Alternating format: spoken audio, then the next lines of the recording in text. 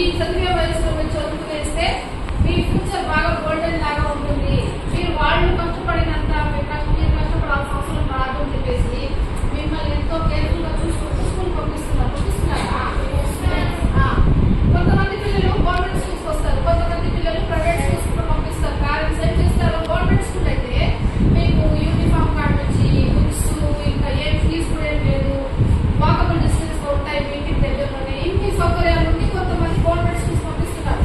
ఇంకొంతమంది పేరెంట్స్ ఏం చేస్తారు, గవర్నమెంట్ స్కూల్ వద్దు దానికంటే కూడా ఇంగ్లీష్ బాగా వస్తుంది అని చెప్పి ఉద్దేశంతో ప్రైవేట్ స్కూల్ కి పంపిస్తారు. ప్రైవేట్ స్కూల్స్ పంపించాలంటే బుక్స్ కొనాలి, యూనిఫామ్ కొనాలి, ఫీజు కట్టాలి, చాలా ఎక్కువ ఫీజు. ఇంకా దూరంగా ఉండే స్కూల్ కనుక వ్యాన్ పెట్టుకోవాలి, వ్యాన్ కి చాలా ఎక్కువ ఫీజు. అయినా కానీ వాళ్ళు ఏం చేస్తున్నారంటే కొంచెం బెటర్ అవుతుందేమో అనే ఉద్దేశంతో ఏం లేదు, ఈ మధ్య కాలంలో ప్రైవేట్ స్కూల్స్ కంటే గవర్నమెంట్ స్కూల్స్ లోనే మంచి చదువు అందిస్తున్నారు. ప్రైవేట్ స్కూల్స్ వల్ల ఏంటి, జస్ట్ క్వశ్చన్ టు ఆన్సర్ మీరు బై హార్ట్ చేసి మీకు మార్క్స్ ఇంపార్టెంట్ అని చెప్పి మార్క్స్ ఇస్తారు, డైరెక్ట్ గా మార్క్స్ ఇస్తారు. కానీ గవర్నమెంట్ స్కూల్స్ అట్లా కాదు, అన్ని యాక్టివిటీస్ చేపిస్తారు, ప్రతి ఒక్కటి అవగాహన వచ్చేటట్టుగా ఆల్ రౌండ్ డెవలప్మెంట్ జరిగేది ఏంటంటే గవర్నమెంట్ స్కూల్స్ లోనే. అన్ని యాక్టివిటీస్ మనకి దేశభక్తికి సంబంధించినవి, మనకి చాలా అన్ని యాక్టివిటీస్ సైన్స్ పరంగా విజ్ఞాన పరంగా అన్ని కూడా మనకి చేస్తున్నారు గవర్నమెంట్ స్కూల్స్. కనుక గవర్నమెంట్ స్కూల్లో చదివే బిడ్డకే చాలా నాలెడ్జ్ ఉంటుంది, ఇంకా అన్ని కూడా తట్టుకునే సామర్థ్యాలు కూడా బాగా శక్తిగా ఉంటాడు ప్రైవేట్ స్కూల్స్ తో కంపేర్ చేస్తే. అఫ్కోర్స్ ఎవరి ఇష్టం వాళ్ళని, ఎవరైనా పంపించాలనుకుంటున్నారు. బట్ నేను ఇక్కడ డిస్కస్ చేయాలనుకుంటున్నట్టు ఏంటంటే ప్రైవేట్ స్కూల్స్ అయితే డబ్బుతో కూడుకున్న పని, అయినా కానీ పేరెంట్స్ అక్కడ కూడా కొంతమంది పంపిస్తున్నారు వాళ్ళు కష్టపడి. దేనికోసమో మీ ఫ్యూచర్ ని బాగా చేయడం కోసం. ఒకసారి మనం బాగా చదువుకునేసి మంచి జాబ్ లో సెటిల్ అయ్యి మనం బయటకు వచ్చినామంటే మనం మంచి లైఫ్ ని ఎంజాయ్ చేయొచ్చు. కార్లు ఉంటాయి మీ దగ్గర, మంచి జాబ్ ఉంటుంది, మీ పేరెంట్స్ మీరు చూసుకోగలిగే కెపాసిటీ మీకు వస్తుంది. ఇదంతా అర్థం కాదు కొంతమంది పిల్లలకి. కొంతమంది పిల్లలు ఏంటిది పొద్దున్నే స్కూల్కి వెళ్ళమంటారు పేరెంట్స్, వెళ్ళి చదువుకోమంటారు, స్కూల్కి వెళ్తే టీచర్స్ చదువు అని చెప్పేసి చెప్తా అంటారు, ఫ్రీడమ్ లేదు మాకు అంటారు. ఫ్రీడమ్ ఇది ఫ్రీడమ్ ఎంజాయ్ చేసే టైం కాదు. ఫ్రీడమ్ ఆఫ్ కోర్స్ ఎంజాయ్ చేయాలి, ఎక్కడ ప్లే గ్రౌండ్ వదిలినప్పుడు మీరు ఫ్రీగా ఆడుకోవచ్చు, మీ లైఫ్ మీరు ఎంజాయ్ చేయాలి. కానీ స్కూల్లో క్లాస్ రూమ్ లో ఉన్నంత వరకు టీచర్స్ చెప్పే వరకు మీరు బుద్ధిగా వింటూ దాన్ని యూజ్ చేసుకుని మీ నాలెడ్జ్ ని పెంచుకుంటే మీ లైఫ్ బాగుపడుతుంది. కానీ కొంతమంది పిల్లలకి చాలా కష్టం అనిపించేసుకుంటుంది. ఏదిగా వెళ్ళిపోతుంది, వేస్తే టైం ప్రకారం వెళ్ళాలి, చదవాలి స్కూల్లో, వాళ్ళేదో చదవమంటారు, మార్క్స్ రాకపోతే తింటారు కొడతారు చేసి వాళ్ళకేమనిపిస్తుంటే కొంతమంది డైవర్ట్ అయిపోతారు. ఈ చదువు బదులు నేను ఇప్పుడే పనిలోకి వెళ్ళిపోతే నాకు కావాల్సిన డబ్బులు వస్తాయి, నేను హ్యాపీగా నా పేరెంట్స్ మీద డిపెండ్ అవ్వాల్సిన అవసరం లేకుండా నేను బయటకు వెళ్ళిపోతే నాకు వచ్చిన డబ్బులతో నేను హ్యాపీగా ఏదో ఫోన్ కొనుక్కునేసి ఎంజాయ్ చేసుకుంటూ ఉండొచ్చు అనేసి కొంతమంది పిల్లలు ఆలోచిస్తూ ఉంటారు. కొంతమంది అందరూ అట్లా ఇక్కడ 40 మెంబర్స్ ఉంటే ఒక్కరన్నా ఆ ఫీలింగ్ ఎవరికైనా వచ్చిందమ్మా, ఈ చదువు బదులు ఇంటి పనిలోకి వెళ్ళిపోతాము, వెళ్ళిపోతే నాకు కావాల్సిన డబ్బులు వస్తాయి, హ్యాపీగా తింటూ హ్యాపీగా లైఫ్ ఇప్పుడు నుంచి ఎంజాయ్ చేసుకోవచ్చు కదా, నాకంటూ డబ్బులు ఉంటాయి కదా అనే ఫీలింగ్ ఎవరికైనా వచ్చింది ఇక్కడ ఒక్కరికైనా వచ్చింటుంది. అర్థం చెప్పాలండి, నేను నాతో షేర్ చేస్తాను. ఎవరికైనా వచ్చి కొంచెం వచ్చిందా, రాలేదా, వచ్చిందమ్మా, రాలేదు ఎవరికి. సో మీరంతా ఇప్పుడు బాయ్స్ అండ్ గర్ల్స్ ఈ ఏజ్ చదువుకోవాలనుకుంటున్నారు. బట్ ఇప్పుడు మనం ప్రెసెంట్ చదివే దీంట్లో లెసన్ లో చిల్డ్రన్ యాక్టివిటీ లో పిల్లలు ఇప్పుడుండే పిల్లలకి ఏం వస్తుందంటే థింకింగ్, ఎందుకు మనం బయటకు వెళ్ళి సంపాదించుకోవచ్చు కదా అని చెప్పి పనిలోకి వెళ్ళిపోతారు, పనులు వర్క్ చేయడం స్టార్ట్ చేస్తారు. ఆ తర్వాత ఎలాంటి కష్టాలు ఉంటాయి లేకపోతే హ్యాపీగా ఉంటారా అనేది ఈ లెసన్ లో మనం చదువుతాం. ఓకేనా, అర్థమైందా? ఇప్పుడు మీ డ్యూటీ ఏంటి, కేవలం చదువుకోవడం. చదువు అంటే మాకు బుక్ నాలెడ్జ్ బైహార్ట్ చేయడం కాదు, అన్ని నేర్చుకోవాలి. టీచర్స్ నేర్పించేదంతా మీరు మైండ్ లో పెట్టుకుని బాగా నేర్చుకుని మీ భవిష్యత్తుని బంగారు బాట వేసుకోవాలి భవిష్యత్తు కోసం. ఓకేనా, చేస్తారా? సరే ఇది అంతా వినండి. ఫస్ట్ బిఫోర్ యూ రీడ్ లో చూస్తే there are many reasons why children have to work. Some people, their family make their livelihood. Others who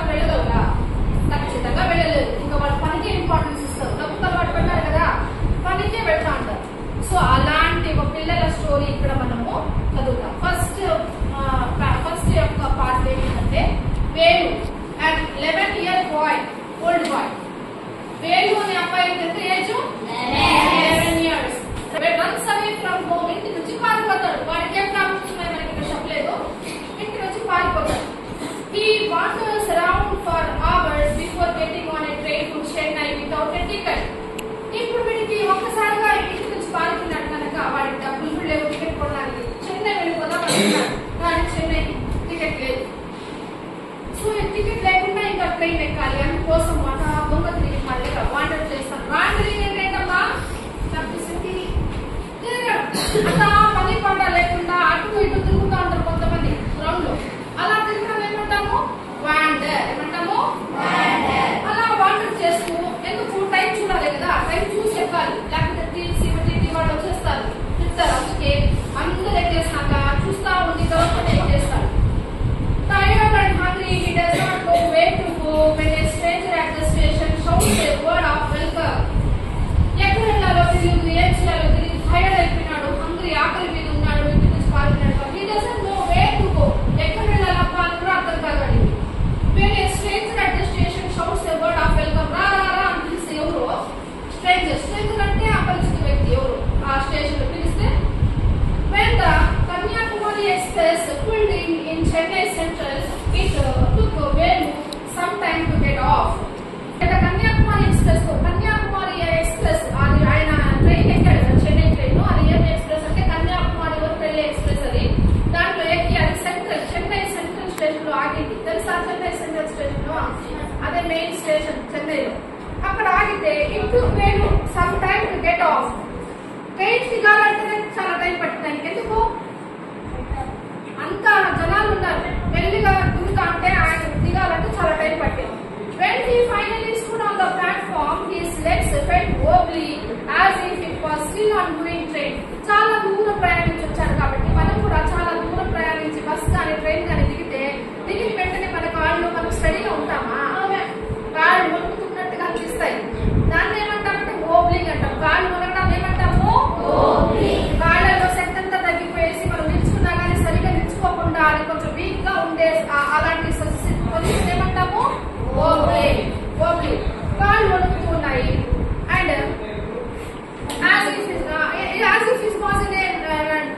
moving train, ఇంకా మూవింగ్ ట్రైన్ లో పోతున్నట్టుగా అతని కాళ్ళు ఇంకా ఊగుతూ ఉన్నాయి.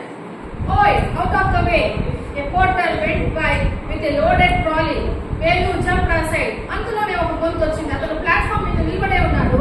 ఓయ్ అవుట్ ఆఫ్ ద వే, జరుగు అవుట్ ఆఫ్ ద వే అంటే దారిని పక్క తప్పుకో అనేసి ఒక అతను వచ్చినాడు. ఎవరైనా అంటే పోర్టర్. పోర్టర్ అంటే ఎవరు? పోర్టర్ అంటే సామాన్లు వస్తారు కదా ట్రైన్ రైల్వే స్టేషన్స్ లో కూలోడు, వాళ్ళని ఏమంటాము పోర్టర్.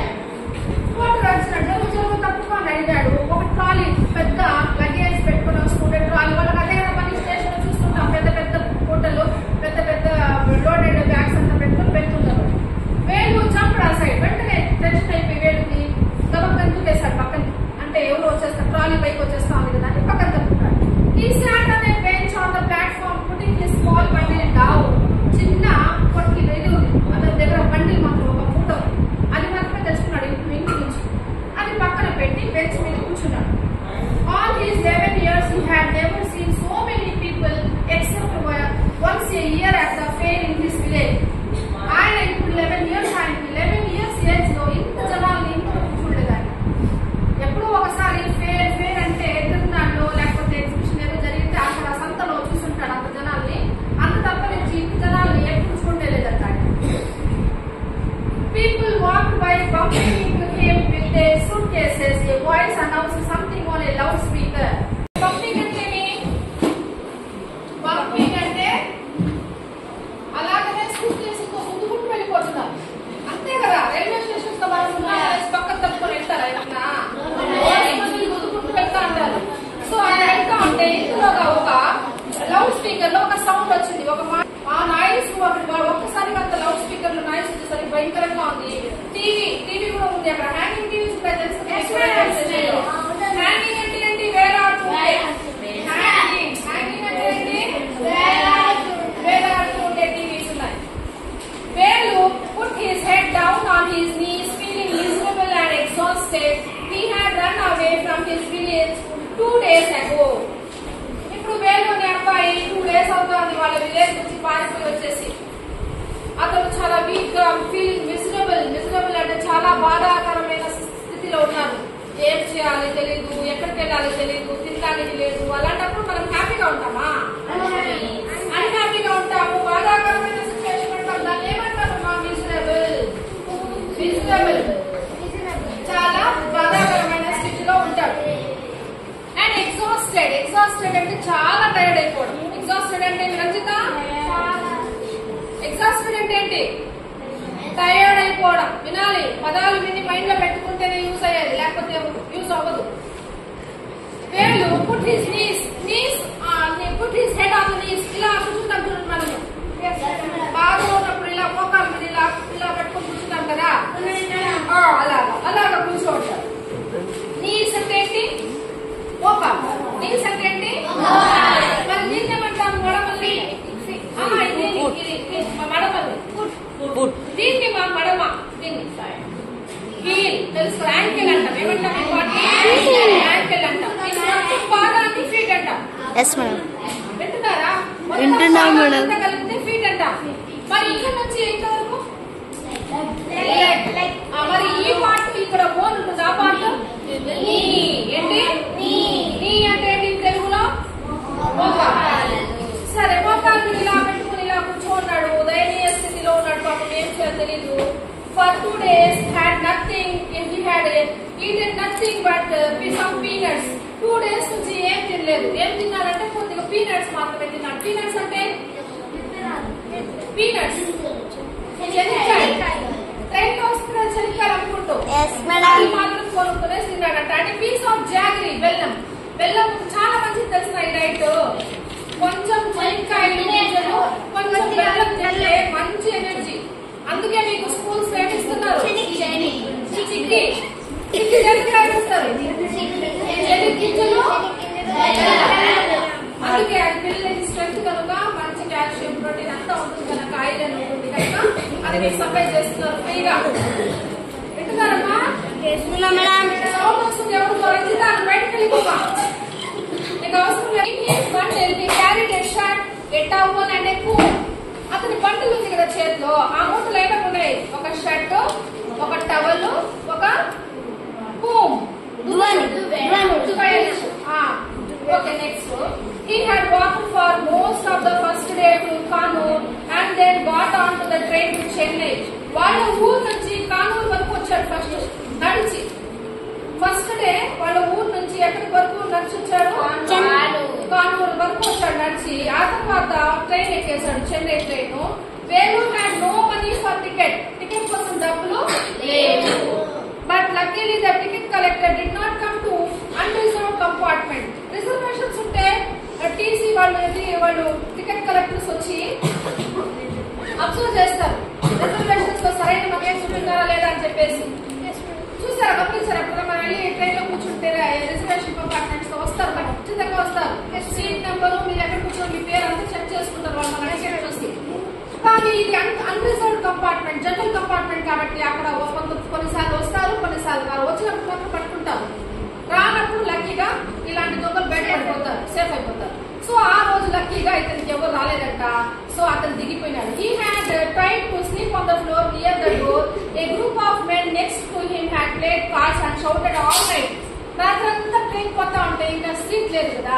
రిజర్వేషన్ చేసుకుంటే టికెట్ కొనింటే సీట్ ఉంటుంది, సీట్ లేదు. అందుకే వాడు అక్కడే కింద ఫ్లోర్ మీదనే పడుకోవడానికి ట్రై చేస్తే అక్కడ కొంతమంది ఇలాంటి దొంగలే కొంతమంది కూర్చునేసి టికెట్ లేకుండా కింద కూర్చునేసి వాళ్ళు ప్యాకాట్ ఆడుతున్నారు కార్డ్స్.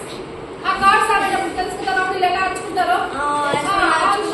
షౌటింగ్ చేస్తాం. వీటికి సరిగా నిద్రనే పట్టలేదు అరుపులకి. What new to town called out a rough voice. నువ్వు ఈ టౌన్ కి కొత్త. న్యూ అంటే నువ్వు కొత్త ఈ టౌన్ కి అని ఒక వాయిస్ వినిపించింది, ఒక గొంతు వినిపించింది. ఆ గొంతు ఎట్టుంది? రఫ్ గా ఉంది, బాగా సాఫ్ట్ గా మెల్లిగా మాట్లాడాడు. రఫ్ గా మాట్లాడారు ఎవరు? వేలు ఓపెన్ సైజ్. ఆ గొంతు వినగానే వేలు ఓపెన్, కళ్ళు మూసుకొని నిద్రపోవడానికి ట్రై చేస్తుంటే వేలు కళ్ళు తెరిచినాడు. There were a lot of people standing around, but nobody was looking at him. కళ్ళు తెరిచిందంటే అందరూ ఉన్నారు చుట్టుపక్కల, కానీ ఎవరు ఇతను చూడట్లేదు. అంటే ఎవరు పిలిచిన వాళ్ళు అక్కడ లేరనమాట. అప్పుడు మళ్ళీ ఇంకొక సౌండ్ వచ్చింది. హే హియర్ అనేసి, ఇక్కడ చూడు అని చెప్పి మళ్ళీ పిలిచింది. He turned around. Behind him was a girl around his own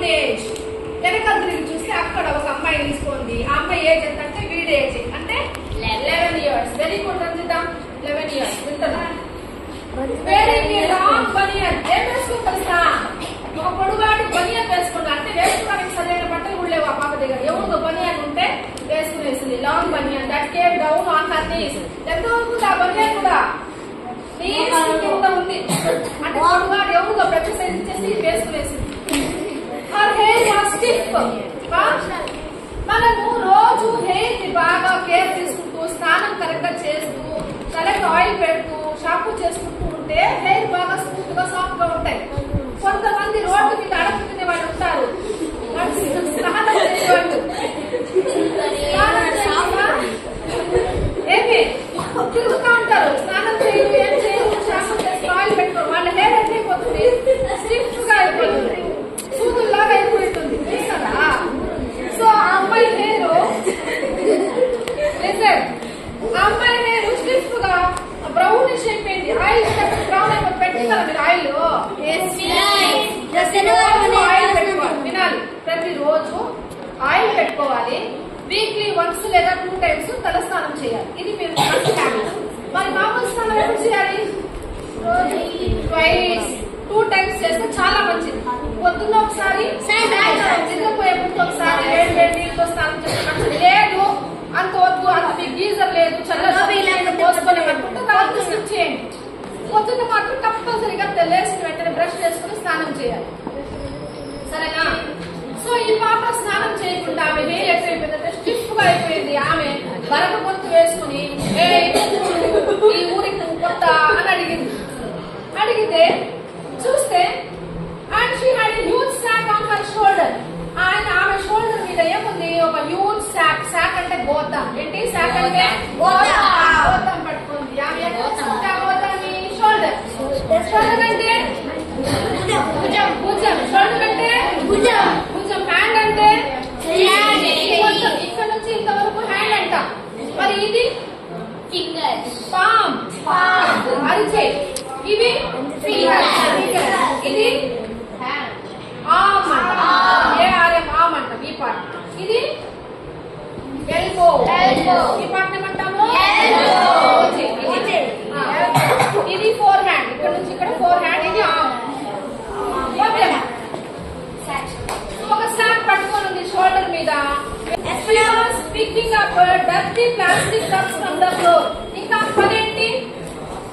ఆ పనేంటి ప్లాస్టిక్ కప్స్ రోడ్డు మీద ప్లాస్టిక్ కప్స్ ప్లాట్ఫామ్స్ పైన మనం టీ తాగి లేకపోతే జ్యూసెస్ తాగి పడేస్తుంటాం ప్లాస్టిక్ దాన్ని ఏరుకొని ఆ గోతంలో వేసుకుంటా ఉంది from the floor and stuffing them into her sack మొత్తం ఎత్తి నింపుకుంటా స్టఫింగ్ అంటే ఏంటి నింపుకోవడం గోతంలో ప్లాస్టిక్ ఇవంతా కొన్ని కప్స్ అంతా నింపుకుంటా ఉంది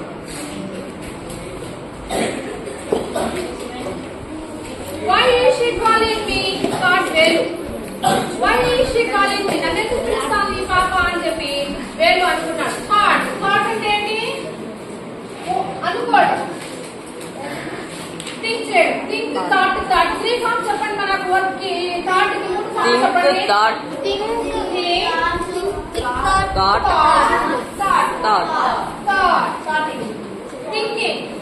Thinking. Think, thought, thinking. V1, V2, V3, V4. ఇది V1, V2, V3, V4.